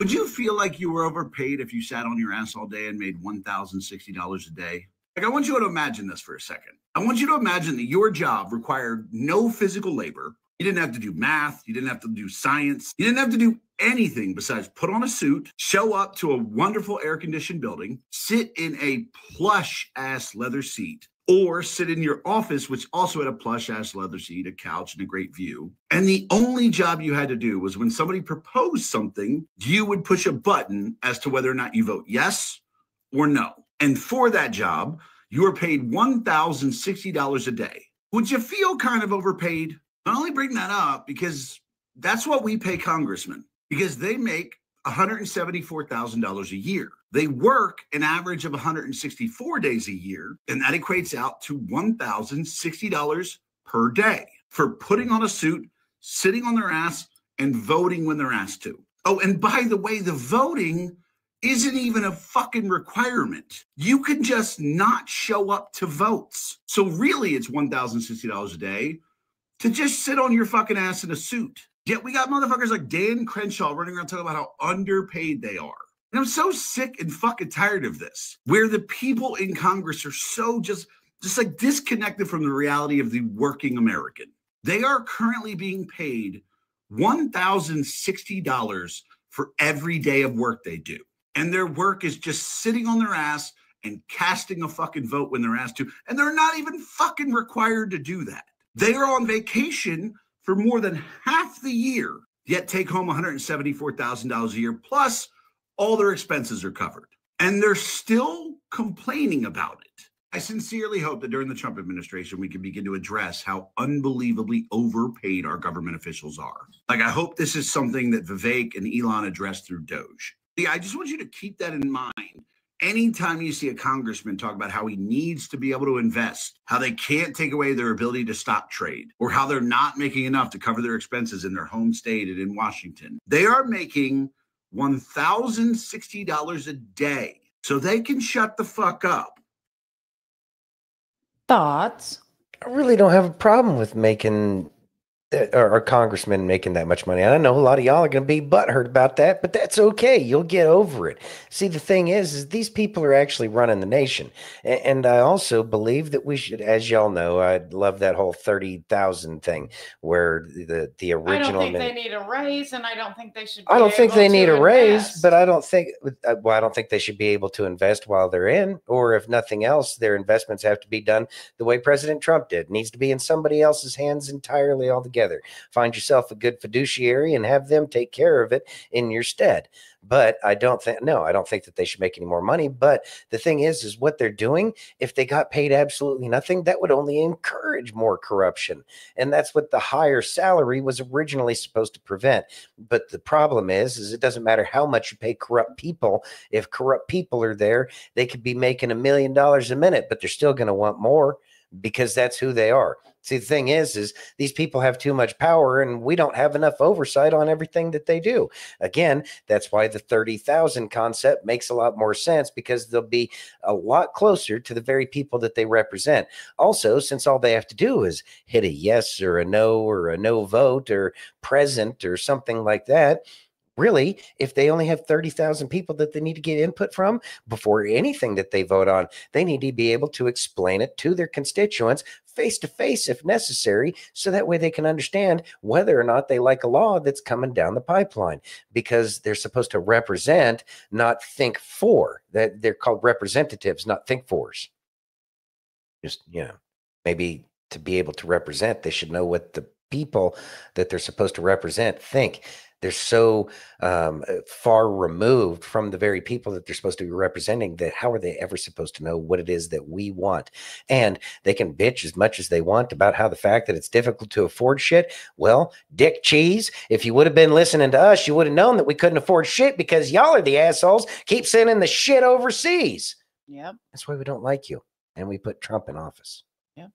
Just a concept. Maybe reconsider your ways and maybe people will like you again. If they ever have, or maybe like you for the first time ever in your life. I don't know. Thoughts? Work on it. Hey, Susie Q, thanks for joining us. Appreciate that. Greed. Yep, that green-eyed monster. Mammon is, he's probably a lot more powerful than most people give him credit for. Butthurt, my favorite adjective. I was, trying to stay calm. Yeah. I know they don't give a shit what we want, F. Clint, but that doesn't matter. It's why we're trying to change things so that way it gets to the point where they know that they have no choice but to give a shit about what we want. Otherwise, it will be bad for them. And that's the part that a lot of these politicians forgot is that it doesn't work out for those who want to screw over the very people that they're there to, ensure that they have a decent life. Yeah, people are going to get pissed off. Yep. They get butthurt. They do. You ready? Yes. Welcome back to The Trumpet. I've had a lot of people ask me to read out of the Book of Enoch, but I'm only going to read to you something that they found that is actually true. And I can't say that about the whole Book of Enoch. Only the very beginning of it was found in the Dead Sea Scrolls. And the name of that book is called The Watchers. The same Watchers that King Nebuchadnezzar spoke about in Daniel chapter 4. They are the fallen angels. Unfold the giant time map. Let's go back to 600 BC. That guy right there. That one right there. Chapter 4, verse 16. Let his heart be changed from man's, and let a beast's heart be given unto him. This matter is by the decree of the Watchers. The first book of Enoch that was preserved among the Dead Sea Scrolls, that's called the Book of Watchers. This is book 1 of Enoch. The words of the blessing of Enoch, wherewith he blessed the elect and righteous, who will be living in the days of tribulation, when all the wicked and godless are to be removed. And all shall be smitten with fear, and the watchers shall quake, and great fear and trembling shall seize them until the ends of the earth. And behold, he cometh with 10,000s of his holy ones to execute judgment upon all, and to destroy all the ungodly, and to convict all flesh of all the works of their ungodliness which they have ungodly committed, and of all the hard things which the ungodly sinners have spoken against him. Eventually, I was curious enough to do some of my own further reading into this mysterious book. And what I found was, at the very least, interesting. Here's where we're going in part 2. And they became pregnant, and they bare great giants. That book and verse follow Genesis chapter 6, verse 4, almost verbatim. There were giants in the earth in those days, and also after that, when the sons of God came in unto the daughters of men, and they bare children to them. The same became mighty men, which were of old, men of renown. I love you in Jesus' name, and like and follow the trumpet for more. Have a blessed day. Thoughts? So I know this wasn't exactly what he was getting at, but those old men of renown, sometimes I have a feeling that that's who Hercules and Achilles and all of those kinds of people were. The people that we heard about in what we call myths today were probably the sons of these very kind of unholy unions that happened. We just happen to have a book that talks about the history of the way things were in the antediluvian world. It makes sense to me. I know that a lot of people kind of shy away from the Book of Enoch or the Watcher's book, but there are a lot of things where it can provide some understanding where there wasn't understanding, and it kind of fills in the gaps. It doesn't, and I know that people like to shy away from it, and I can understand that because it's not scripture, and that's okay. That's not scripture, but it doesn't mean that it can't provide some clarity and understanding. And I think that we can provide clarity, or that we can get clarity and understanding in so many places that aren't scripture, that aren't, truly the word of God. But it doesn't mean that a little bit more of the truth isn't out there to try to help us understand a little bit more about our Creator, because in the end, we're trying to know who He is, and that seeking that out is something that I believe that would please Him. And it also helps with our discernment, so that way we can determine whether or not something feels or seems true. It's all part of our growth and all part of our process. And if we deny ourselves the ability to at least look at and understand and comprehend what these apocryphal books are, then we actually deny ourselves the ability to grow a little bit further. Don't have to worship it. Stick with the Holy Bible. That'll be fine. But it doesn't mean that we can't have a deeper understanding in somewhere else, because in the end, what we're really trying to do is we're trying to connect with our Creator, and that's what He wants more than anything else. It's our job to make sure that we're doing it in a way that is pleasing to Him. And that can be the hard part sometimes, but it's okay. He gives us forgiveness, especially when we're trying to find Him. Amen. You ready? Yes, ma'am. Can you read that, please? Shock. Democrat New York City Mayor Eric Adams dares the left to cancel him for working with Trump and Homan. Ready? Yes. Those who are here committing crimes, robberies, shooting at police officers, raping innocent people, have been a harm to our country. I want to sit down and hear the plan on how we're going to address them. Those are the people I am talking about, and I would love to sit down with the Board of Czar and hear his thoughts on how we're going to address those who are harming our citizens. You're open to that. Open to hearing what their plan is to deport some of these folks, and you think the city, in some circumstances, should cooperate with ICE. Let me. You know what's interesting? And I was talking to the team the other day. I want you to all go back and Google Hillary Clinton and Barack Obama. Google what they said about those who commit crimes in our city and what they said in our country. They said those who commit crimes need to get out right away. That was their position. So this is not a new position, because in the state of in the era of cancel culture, no one's afraid to be honest about the truth. Well, cancel me, because I'm going to protect the people of the city. And if you come into this country, in this city, and think you're going to harm innocent New Yorkers and innocent migrants and asylum seekers, this is not the mayor you want to be in the city under.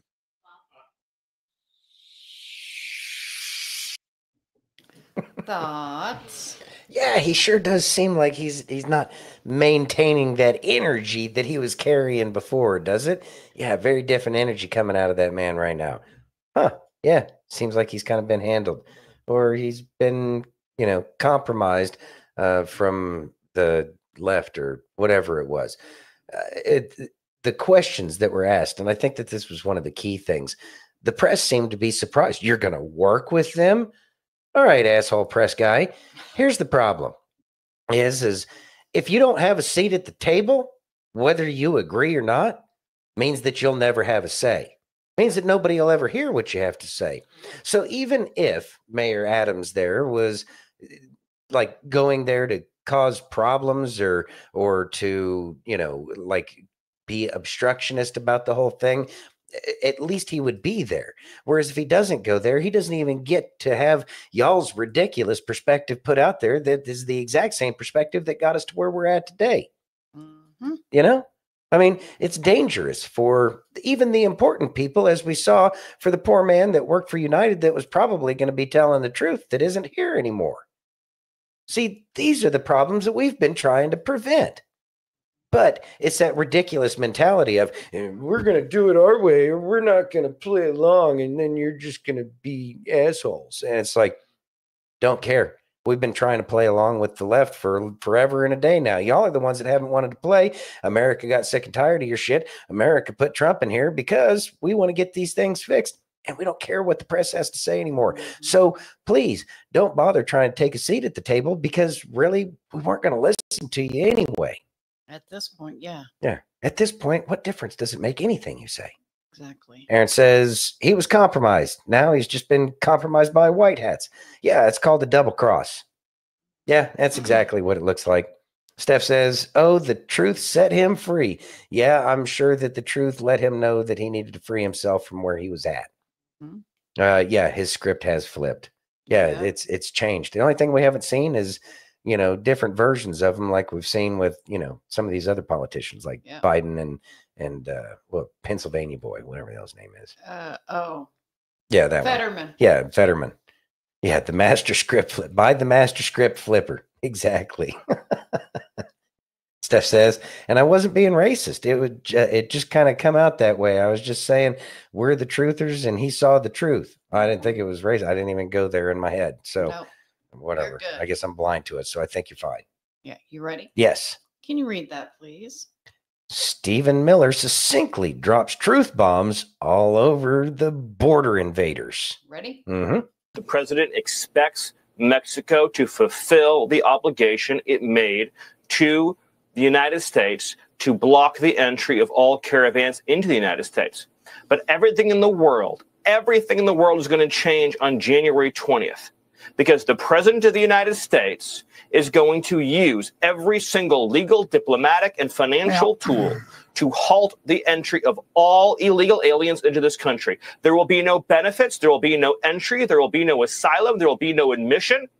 You may be prosecuted. You will certainly be arrested, and you will absolutely be deported. The entire world, Mexico, Northern Triangle, Central America, South America, Africa, Asia, the Middle East, will get this message. There is no unlawful route to enter the United States of America. Every presidential authority, including his absolute authority under Article 2 to defend the territorial sovereignty of the United States, will be used, from the Department of Defense to the Department of Justice to Homeland Security and every single other lawful authority at his disposal. It will be the end of the invasion. It will be the beginning of the liberation. All right. Thoughts? So, the border invaders. This is something that I think so many of us have been excited about. And I've been talking about the way it's going to happen since we had shared that article about the way they were doing it in Pakistan, I think. And they had, out of the 1.5 million illegal immigrants that they had in the nation, over 1 million of them were gone within the first 90 days. And I've already heard, I was looking at the news a little bit earlier, and they're already whining. Their butthurt voice is already out there. Oh, Trump is going to ruin it. Oh, we don't have a chance in America anymore. You should have never had a chance based off the way you were coming here, you illegal immigrant. And the ones that are here, it's a good opportunity. Why you have a chance? Yeah, why you have a chance? Bye, Felicia. We don't need you here. We never wanted you here. You're the one that came uninvited. Exactly. Hasta la vista, baby. Hasta la vista, baby. You're crazy. My Arnold sucks. That's fine. You ready? Yep. Can you read that, please? 1995 flashback. Roger Ailes interviews Donald Trump. Ready? Mm-hmm. You went through some tough times, but I'll tell you something. I saw you. I forget. I saw you. I've known you a long time, and I saw you at your peak. I also saw you during those bad times. And you know what always impressed me? You were no different. Well, thank you. That's a You were great compliment. no different. That's a good compliment. You can't take it too seriously. I mean, I know you're going to be up. I'll be up. I'll be down. You can't really, guys like us, keep coming. you just keep coming. That's all you can do. And yeah, sometimes it's not easy. They say, come on out to dinner, and you have 400 people and they're looking and staring and they're saying, I wonder how he's taking adversity. But you learn a lot about yourself and you learn a lot about other people. You learn about loyalty.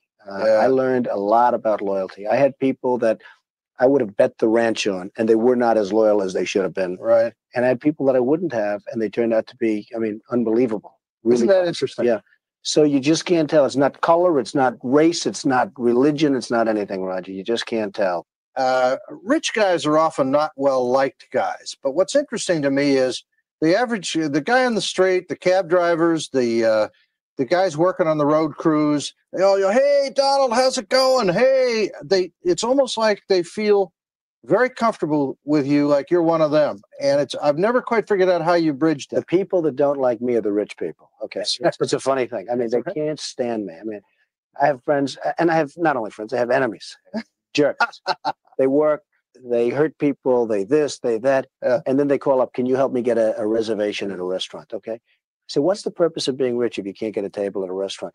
The people that like me are the people that you're talking about. Yeah. The rich people do not like Donald Trump. Isn't that amazing? Well, I sort of love it. We're back talking with one of the most famous men in the country, and for good reason. He's also a really nice guy, and he does an awful lot for other people that doesn't get reported in the press. The press sometimes treats you good, sometimes they love to hate you, sometimes they love you, sometimes they hate you. Well, they're very uneven. Some are very good, but I've met some of the most dishonest people I've ever met are in the press. I mean, they are literally some of the most dishonest, despicable people. And you know, when you see the public hates the press so much, the public understands. Some of the most truly dishonest, and I mean people where you tell them something, they know exactly what they should be writing, and they write exactly the opposite for the sake of a story. They're truly despicable people in many cases. Tell me about Mar-a-Lago. It's a fabulous house. It's the greatest house in the United States, easily by far, by any account. And it's a great private social club right now. And it's something we're very proud of. I mean, it's really taken shape. So now to join that private club would cost what, 75 grand a year? $75,000 to join. And you know, during the bad times, I'm sitting here with this house that cost a fortune to maintain, $3 million a year. And I'm saying, is this ridiculous? And I started this process to get it into sort of an income producing thing. But I really did it to save Mar-a-Lago, because ultimately, how many jerks are like Donald Trump that are going to spend this kind of money? It's truly one of the great landmarks in the country. What did it cost to keep that up? About $3 million a year. Just to run it, just to keep it up. And you know what? $3 million is a lot of money, but at bad times, it's a lot of money. So I said, you know what? I'll probably have bad times again someday. I want to make sure that this little sucker is taken care of. So it's really, it's just going to be a great thing. And very, very successful. Would you ever run for politics, or would you worry about them going after your life? I mean, messing up your life, messing up you too. How would you feel if he went into politics? I think he would do terrific. You know, there's a certain dishonesty, unfortunately, that you need for running for office. Now, it's an unfortunate thing, but you would know this perhaps better than anybody in the world, right? I've coached a few. I'm a pretty straight guy, and I'm not sure that somebody that really calls it like it is and says this is what you have to do, I'm not sure that kind of a guy gets elected. Maybe so, maybe not. Everybody wants me to do it. They all want me to run. But I would take a much harder stand. I'd take a much more difficult stand, I would say. Make a couple of enemies. I think I'd make a lot of friends ultimately. But I'm not sure that type of person is really electable. If the United States government took a firmer stand with foreign countries, would we be better off, or are we so much now a part of the nation of the community of nations that we can't really afford to offend anybody? I think we'd be better off, and I think we'd be far more respected. I just think that people would have far greater respect for this country if we took a much tougher stand. Thoughts? All right, so that's the Trump that we know and love, and the man really hasn't changed since then. It's another reason why I like him, because he's consistent. He's cocky, and he may not be as eloquent as he was back then, but I think that he's speaking to his audience. He knows who his audience is, where he's going, and his manner of speaking will change based off of the people that he's talking to at that point in time. President Trump is a brilliant man. I think he's always known deep down in his gut that he was going to have to go run for office at some point. I don't know if he knew that he was going to have to do president or whatever the case is, but he also understood the landscape that was the same then as it is now, and that is people don't like straight shooters in the government. They don't like straight shooters in the government because they have a tendency to make things run the way they're supposed to, as opposed to the way they actually are, and that really puts a crimp into people's little personal game. But that's exactly why we needed him, because we needed somebody who was honest that would be able to run this government the way it should be run. Hopefully we'll be able to keep it that way. You know, kind of like Benjamin Franklin was talking about. A republic, ma'am, if you can keep it. Mm-hmm. Yeah. You ready? Yes. Can you read that, please? The shift is real. Ready? Mm-hmm. What? Do you feel it? The cold front? Yeah. My shoulder started hurting. Not that. Something bigger. What? The shift. The shift? Yeah. Have you noticed how companies are making pro-family, pro-life, and pro-blue-collar commercials lately? Like Volvo, Chevy, and even Apple. Really? All I saw was that Jaguar commercial. They look like they shifted in reverse. They're a lost cause, but there has been a shift back to real American values. What else has shifted? The big corporations are finally getting rid of incompetency. DEI is about to DIE. Good. That was a sham. God is making his way back into public schools. Hallelujah! Lord knows they need it. And the YMCA is making a comeback, especially in sports. I love winning. You see, the shift is real, and things are going back to normal. Now let's make America greater than it's ever been. Young man, there's no need to feel down. Americans can always be trusted to do the right thing once all other possibilities have been exhausted.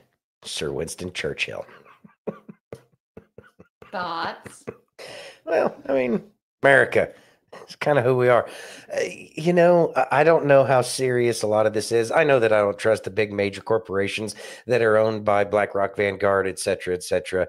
I don't trust their commercials. Their commercials don't make me want to go buy their trash vehicles that they've been making, or their trash, whatever they've been trying to sell us at Wally World, because really, they haven't cared about the product. And just because they put some window dressing on there and a fancy commercial, America, you know, and wave the flag, doesn't mean that I'm going to give a shit about your Chevy. Doesn't mean I'm going to care about your socialist Nazi Ford. And I'm certainly not going to care about a Dodge that's owned by Fiat. See, the thing is they're going to have to go through the pain. All of these companies are going to have to go through the pain because they've been able to lie in their commercials. And it's the whole once bitten, twice shy thing. Now, there's not an American car manufacturer out there that we can find on the entire planet, but it doesn't mean that things aren't going to be changing for the better here soon. But these companies are going to have to do a lot more than window dressing for us to actually give a shit about parting our money from ourselves to give to them who've been giving us trash for something that they've been calling a vehicle. Right? It's not just the cars. I mean, it's all of these companies. Exactly. I got, you know, all of them, whatever. It's all of it. Yeah, I don't care about your commercials. I don't care that you're using God and the red, white, and blue, because it's just not true. Exactly. Still rather buy from small people. Well, me too. You ready? Mm-hmm. All right. Let's listen to Justin. All right. You know, last night I went to work and I was a little depressed. Because it was Thanksgiving and I was by myself, and it was also my birthday and I was by myself. I mean, there was no turkey and dressing for me. There was no, you know, cake and ice cream, no candles, no nothing. I was just by myself. And I told myself, I said, next year is going to be different. I wouldn't allow myself to get depressed over it. I said, next year is going to be different. And I go to work and I'm in my work car, and about 9:30 last night, this guy walks up to the window of my car, and I roll the window down. He's like, hey, I brought this for somebody else, but they're not working tonight. I didn't know they wasn't going to be here. And I called them and they said, check with you and see if you wanted it. Well, in a container, you know, was a turkey leg. It was potato salad and green bean casserole. And then he had a Ziploc bag full of some type of homemade cinnamon bread, which is gone, by the way. It's all gone. But anyways, it was fantastic. Yeah, it was cold, you know, and it was leftover Thanksgiving for his family. But you know what? It was fantastic. It is the biggest lesson I probably have learned in a long time. because when he walked away, I sat there and I looked at that container, and then the Spirit of God spoke to me. He said, when you're grateful for the little things I do for you, and you recognize the little things I do for you, and you have a heart of thanksgiving and praise for the small things, I'm preparing you for the big things and the big plans I have for you. Amen. Thoughts? You know, I'd never understood when I was a little kid, and I remember watching The Godfather. I remember he picked up the fruit and he said, "That's a beautiful orange." And as a young child, there was always plenty everywhere. So I never understood what a beautiful piece of fruit actually looks like. And then I started to have to live life. And then there were times when things got really lean. And that's how I learned how a simple piece of fruit can be beautiful, how just merely having a job can be a blessing. I learned so many of these difficult lessons in life that I didn't understand, that the generation that went through the Great Depression understood naturally because they went through it. And see, we've had to go through these difficult times because we as Americans have gotten very used to how easy and comfortable and how much everything is just at our disposal at all times, to include something as simple as there will always be fruits and vegetables that we can go to the grocery store and pick up and be choosy about it. Now, things have been getting a little bit more difficult lately, but that's one of those things that's helping us understand the small things, that we need to be thankful and grateful for the small things in life. And once we're grateful for those small things, then we truly understand how every single little thing can be a blessing. You know, it's something that we seem to forget, especially when times get easy. And so we do get these reminders. And I think that this is the reminder that we've been going through. And I'm grateful for that. And I thank God for these reminders and going through these challenges, because now I can enjoy something as simple as a beautiful orange. I agree. I agree. That was absolutely beautiful. Thank you. Are you ready? I read it on the internet somewhere. Yeah. Uh-huh. Right. Let's listen. Everyone has a different time. My time is not your time. Your time is not my time. I won't allow your time to make me feel like I am not hardworking enough. We were not given birth at the same time, nor are our destiny the same. You first me succeed doesn't mean I won't succeed. My time will come as long as I don't give up. Yes, I feel pissed that it's taking a long time for my time to come, but I will be patient. I will keep hustling.